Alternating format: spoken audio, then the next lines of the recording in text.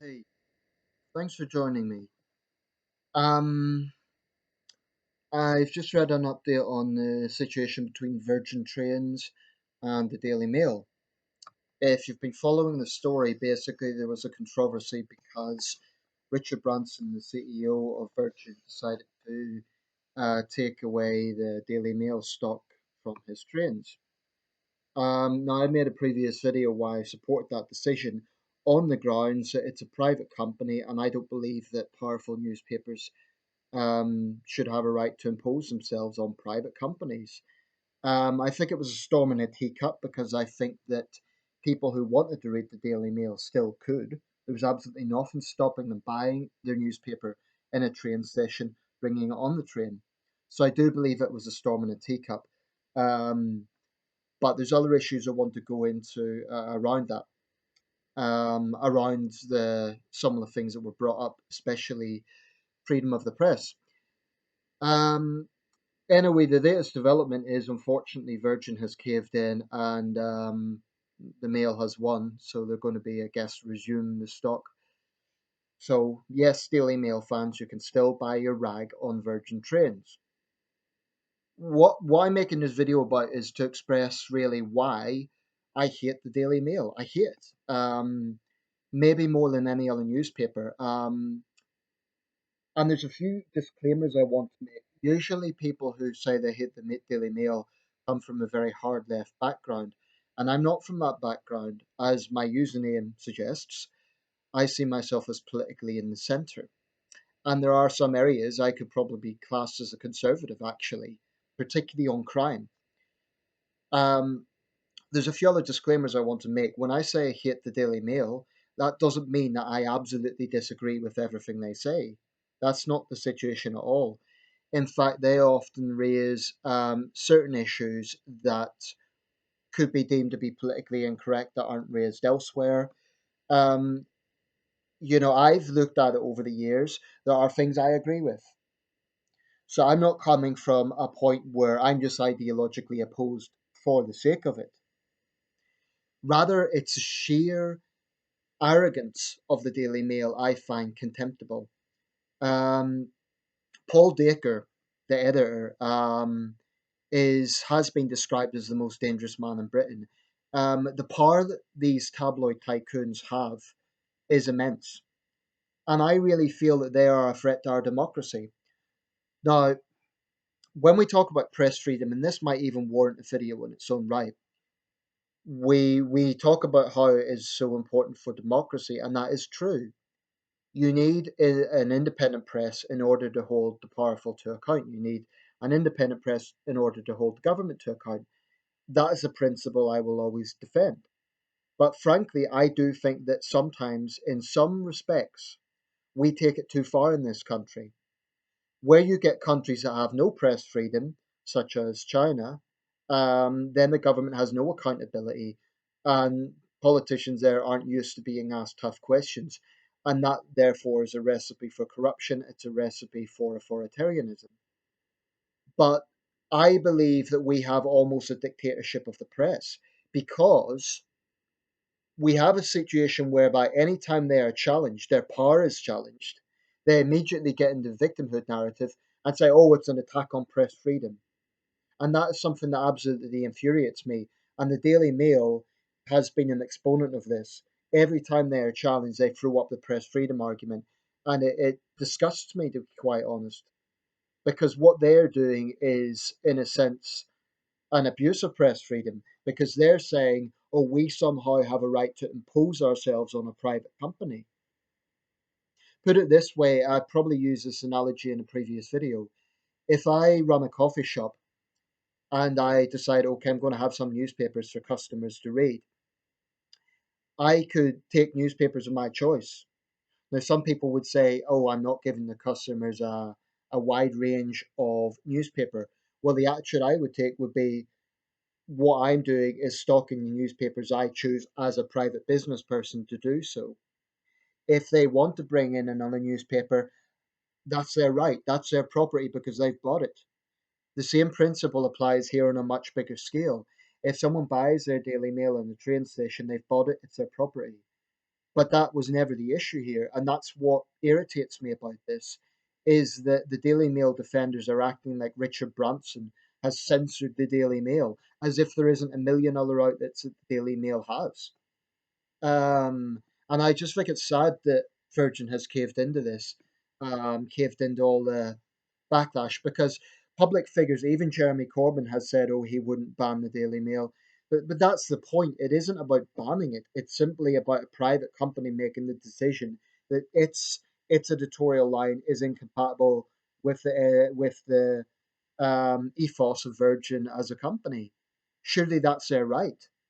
Why should the Daily Mail get to impose anywhere it wants?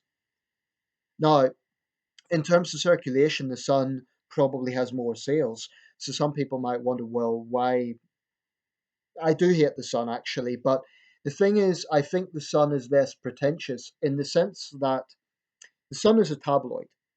The Sun is a right wing tabloid, and it's upfront about what it is. I think it's garbage, and I have contempt for the Sun, but it is what it is. The Daily Mail is arguably worse because it thinks it's a quality newspaper, and it has this incredibly arrogant way of pontificating. Now, you could argue that The Guardian does the same thing, it's a left wing equivalent. I don't particularly like The Guardian either, it's too far to the left for my liking. Um, and as someone who objects to overt political correctness, to identity politics, I've been very outspoken on those things. And it may well be that there are editorials in the Mail I would read and say, oh, yeah, I agree with that.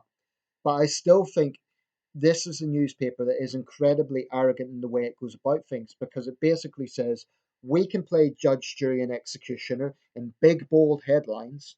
Anyone who challenges us is attacking press freedom. So they're basically saying we cannot be challenged. And that, I think, is disgusting. Um, we need to challenge this idea generally in this country that press freedom means the press can do whatever they want. Now, it's not a new thing. Newspapers have always been powerful in the UK. I would argue much more so than other parts of Europe, much more so than France or Germany, especially France. The only other country I can think of where the print press has such a power is maybe the United States.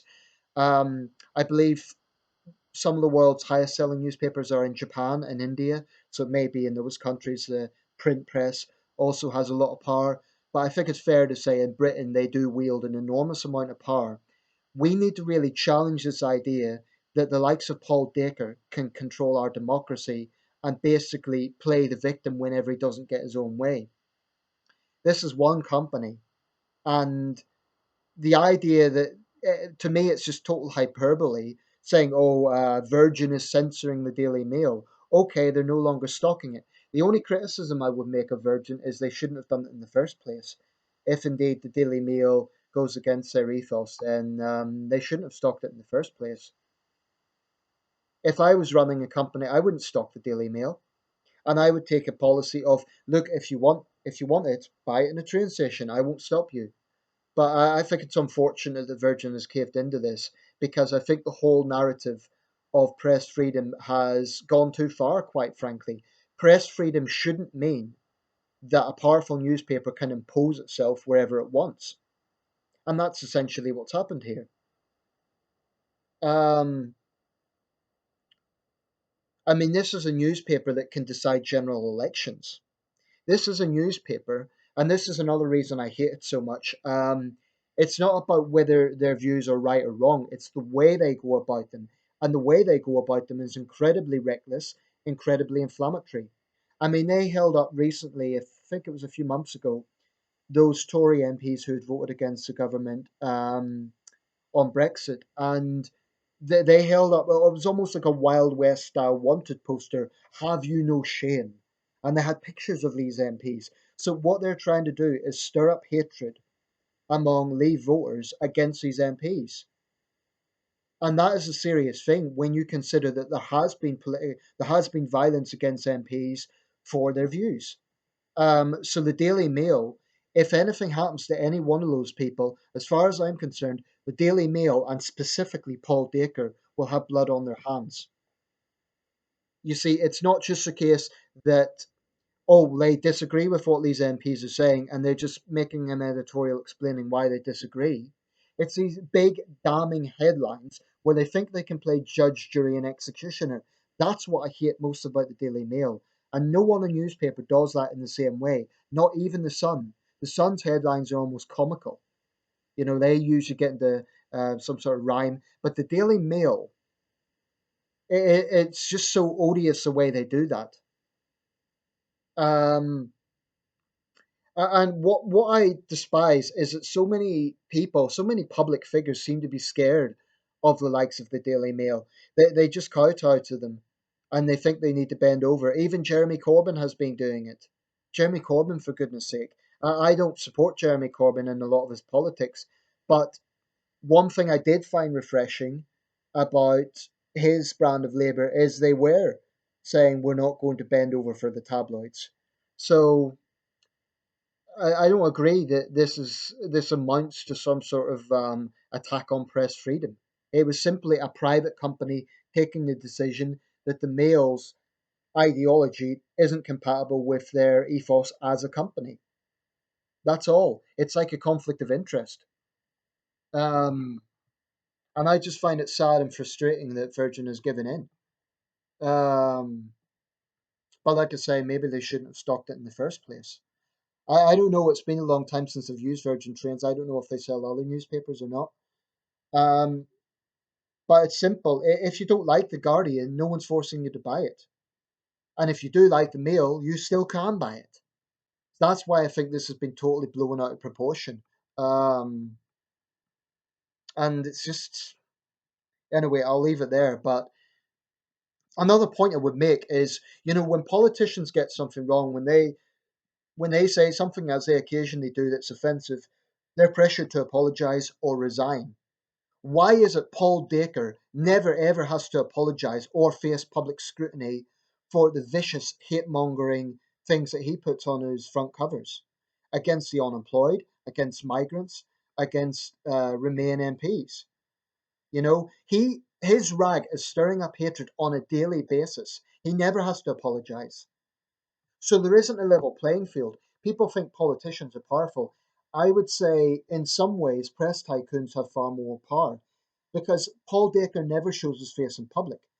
That's another thing. I think the man is a card because he churns out these judgmental headlines, but he never shows his face so that he can be held to public scrutiny.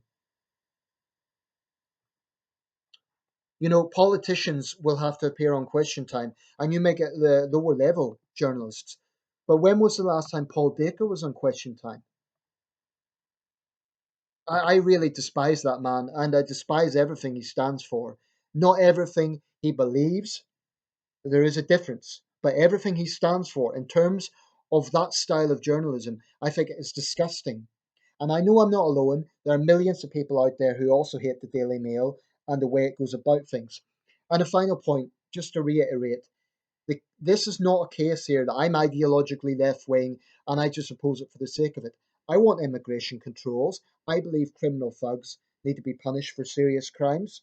Okay, so I'm not coming from some sort of tree hugging, um, hard left, far left ideological position where I'm opposing the Mail just for that. I'm attacking the Mail purely in terms of the approach it takes, in terms of the scaremongering, hate mongering approach it takes. That is odious. Now, the Times is a centre right newspaper, but I do see a difference. The Times is not churning out hate in the same way. The Times, in my opinion, is a far more professional paper, but the Mail is very influential, and that for me is very concerning.